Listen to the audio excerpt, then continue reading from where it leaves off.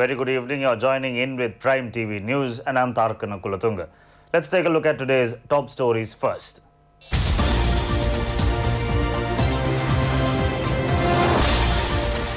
The UN pledges to continue its support to Sri Lanka. The Premier promises a program that improves economy of each and every citizen amidst challenges. The Prime Minister and His Eminence Cardinal ensues discussions. A group of government officials visited temple trees intimidated.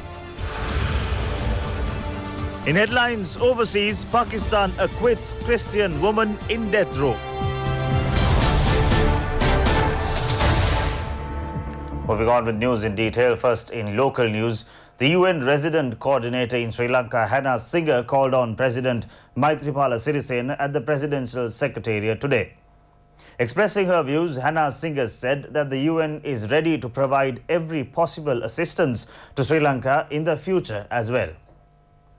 During this meeting, the President apprised the UN representatives regarding the prevailing political situation in Sri Lanka and assured her that the government has taken all steps in accordance with the constitution of the country. Also, President Sirisena further said that at present Sri Lanka is executing its functions within a democratic framework and appreciated the assistance given by the UN at every time for Sri Lanka. Prime Minister Mahinda Rajapaksa states that he will initiate a comprehensive program that will benefit all Sri Lankan citizens and enhance their economy. The Premier made the comment assuming duties as the Minister of Finance and Economic Affairs.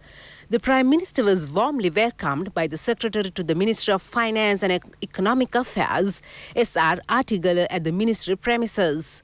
Prime Minister Mahinda Rajapaksa assumed duties in the capacity of the Minister of Finance and Economic Affairs amid spirit chanting. A number of ministers and parliamentarians were present at the event. Following the duty assuming ceremony, the Premier addressed the staff of the Ministry of Finance. He stated that the general public are in a great difficulty due to the rising cost of living and tax burden. He pointed out that business sector has been dealt with a severe blow due to the bad policies of the previous administration. Prime Minister Mahinda Rajapaksa explained that as the previous government failed to hold elections in the due course, the democratic system in the country has been affected badly, though the UNP has been bragging on democracy. He pointed out that 6 provincial councils have been dissolved right now. The Premier said that his administration was able to conduct an election for the Northern and Eastern Provincial Councils after 25 years and safeguard democracy. The Prime Minister observed that the same quarters who did not hold elections in the due course are now making a big din regarding proroguing the Parliament for 11 days. He highlighted that the Parliament should be reconvened only on 5th of November as per the schedule.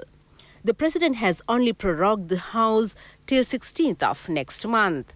Premier Mahinda Rajapaksa stated that postponing parliamentary sessions is not a new phenomenon, as the different presidents in the past had also done the same. Former President Ranasinghe Premadasa prorogued the parliament for several months. The Prime Minister stated that the UNP is trying to paint a wrong picture on Sri Lanka before the international community, depicting the country is heading towards autocracy. The Premier said that his Ministry of Finance and Economic Affairs will have to encounter a range of challenges. He highlighted that a multi-pronged program will be put forward for the country that will be beneficial to every strata of the society. The Premier said that the taxation system should be simple. He noted that an ambiguous price formula was being presented to the country on the 10th of every month, putting the people into inconvenience. The Prime Minister said that every government needs money, but earning money for the public coffers should not suffer the general public. He added that the attention should be drawn on the cost of living and the people should be given a relief. The Premier observed that his previous administration invested money for the local farmers and not for the international. He emphasized that he is ready to recommence the initiative. He also pointed out that Sri Lanka is a very fortunate country. As drought ended in line with the inauguration of this new government, forthcoming Maha season will hopefully be bountiful. The Premier expressed his confidence that all government officials will be committed to achieve the goals in development and make a huge revolution in the agricultural sector. The Prime Minister stated that the President showcased his commitment towards strengthening country's agriculture-based economy, attending the National Wap Magula very recently. He stressed that a program should be initiated to protect the country for the future generation. මුළු ලෝකෙටම මේ රට ඒකාධිපතිත්වයකට යනවායි කියලා පෙන්වන්න හදනවා. අවුල් වෙලායි කියලා කියන. කිසිම අවුලක් නැහැ. Prime Minister Mahinda Rajapaksa called on Archbishop His Eminence Malcolm Cardinal Ranjit. The Prime Minister, who visited Archbishop's house in Colombo, met with His Eminence Malcolm Cardinal Ranjit and obtained blessings. The Archbishop welcomed the Prime Minister and had a cordial discussion. Auxiliary Bishop Maxwell Silva and some government ministers were also present at the event. A group of government officials who visited temple trees to continue official proceedings have been intimidated by a group of people.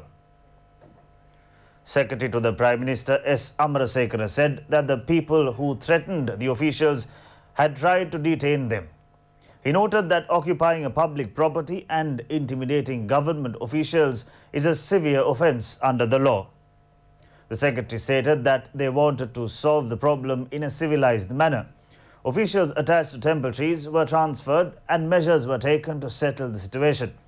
According to the Secretary, the external elements obstructed the government officials when they were doing their duties.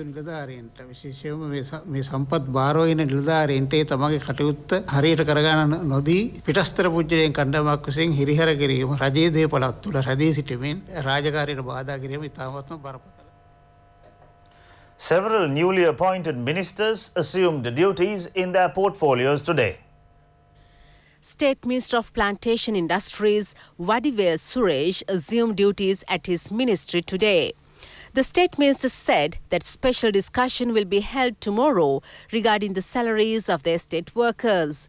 The issue will be discussed among different ministers and officials. He said that some company owners did not want to grant the estate workers the salary increment and there is a lot to be revealed in the future. Meanwhile, Minister of Tourism and Wildlife Vasantha Senanayaka and Deputy Minister Ananda Aludgamage assumed duties at their ministry amidst religious observances. A number of ministry officers participated at the event. Minister of Resettlement, Rehabilitation, Northern Development and Hindu Affairs, Douglas Devananda commenced his duties at his ministry today. Addressing the gathering, the minister said that he expects that the support of officials to solve the problems of the people. He also said that they are intended to reach a lasting solution for the problems of the Tamil people. Former Sri Lankan representative to the UN, Tamara Kuganayagam, says Ranil Wickremesinghe is making an attempt for a foreign intervention to the island nation that is harmful.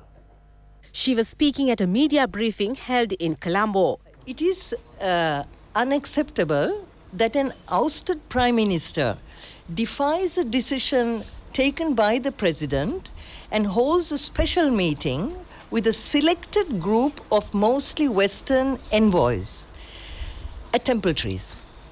It is unprecedented that the day after the President removed him and a new Prime Minister was sworn in, foreign envoys took a collective decision to meet formally and jointly with an ousted Prime Minister in an office that was no longer his. If an explanation was sought as to the situation in the country, the normal channel of communication for a foreign envoy would have been the Foreign Secretary. Had circumstances warranted a meeting at a higher level, they had the choice to meet either the President or the new Prime Minister, but instead they met with an ousted Prime Minister and together retained a common narrative of events, which they then repeated in a coordinated manner in statements, public statements, joint statements made by governments, by their allies, by international institutions that they control, their NGOs, and then globally relayed by the mainstream international media. මිත්‍යා කතාව ජාත්‍යන්තර President's counsel Manohara De Silva stated that the misinterpretation of the 19th Amendment to the Constitution is illegal and merely intended a harmful foreign intervention. He highlighted that the attempt of Ranil Wickremesinghe is totally misleading and unsuccessful. According to the Constitution, the executive powers and the Constitutional Council are separate clearly. Manohara De Silva explained that the executive president is capable to remove and appoint a prime minister in his consent. He pointed out that the Constitutional Council is only empowered to check the popularity of a premier, and it is not its mandate to appoint or remove. ගෙනල්ලා තමන්ගේ ජනමතය තහවුරු කරගන්න. Media Secretary to the Prime Minister Rohan Valivita says a group of people have issued a fake announcement using letterheads of the Prime Minister's office. Rohan Valivita states that the fake announcement has stated that some items in the Ranil Wickremesinghe's office had been inspected and tense situation resulted during the inspection. Valivita stressed that the statement does not bear with the Prime Minister's office. He also requests the media organizations to be vigilant on such fake announcements. 3 male suspects and a female have been arrested by police in connection with a murder took place at Akurasavatta in Urubokka on the 22nd of this month. Sumudu Chaminda Dayaratna, an employee attached to the Divisional Secretariat of Pasgoda, was shot dead by the suspects. The Criminal Investigation Division of Matara conducted investigations pertaining to the incident. The suspects are residents of Walasmulla and Balangoda. They are scheduled to be produced before the Morawaka Magistrate Court. Meanwhile, 2 suspects who killed wild animals of the Udawalava Forest Reserve had opened fire at the STF personnel when they attempted to apprehend the suspects. The incident had taken place early hours of today. The STF members retaliated and a suspect has been injured. The other suspect has also been taken into custody. Meanwhile, the STF has also arrested 2 suspects who possessed explosives. The arrest was made at a house in Suryavava. The Hambantota police conducts further investigations. The Sri Lanka Bar Association announces that a statement made by parliamentarian Patali Champika Ranawaka at the Sirikota UNP headquarters is a contempt of court. The association points out that Patali Champika Ranawaka has stated that Parliament is the highest court in the country and the judiciary system is subject to the Parliament.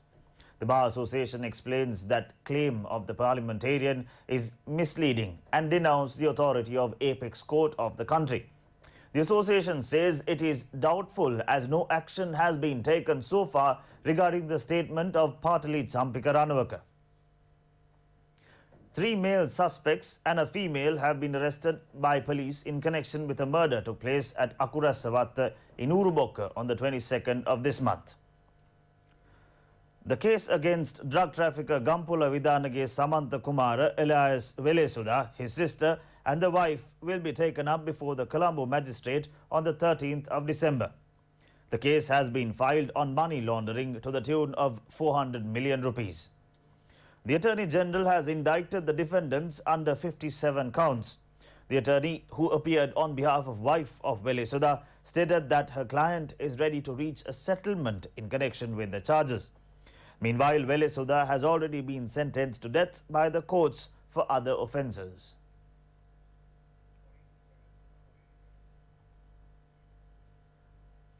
And that is it on Prime News for tonight. Thank you for watching. For more updates, visit www.itnnews.lk. Good night.